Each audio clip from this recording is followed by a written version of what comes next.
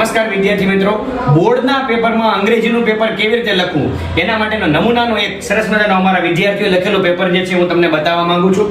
તો બોર્ડના પેપરમાં ઇંગ્લિશનું પેપર કેમ લખાય એમની વાત કરીએ. આ નમૂનાનું પેપર છે.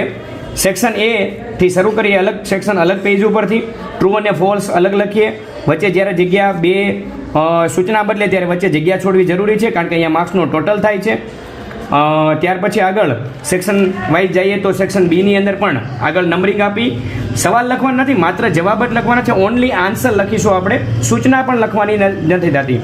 ત્યારબાદ જે છે શોર્ટ નોટ પણ અલગ પેજમાં અને સુંદર મજાની એક આખા પેજમાં થાય એ રીતે આપણે લખવાની છે.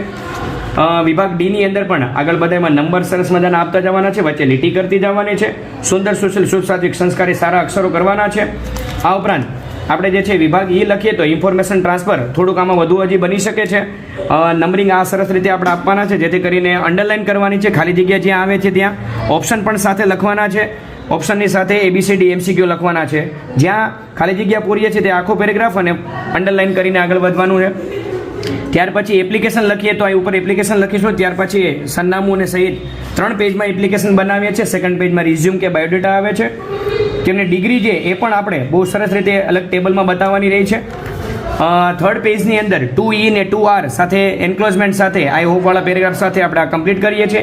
ઈમેલ પણ અલગ પેજમાં એક આખા પેજમાં સુંદર રીતે 2 સાઈડ લીટી દોરી અને ખાના દોરીને from to CC BCC subject સાથે સુંદર મજાનું ઈમેલ આપણે લખીએ છીએ. આટલું સરસ તમે પેપર જો લખશો તો ચોક્કસપણે સારામાં સારા માર્ક્સ લાવવાની આપણી જે છે ગેરંટી છે.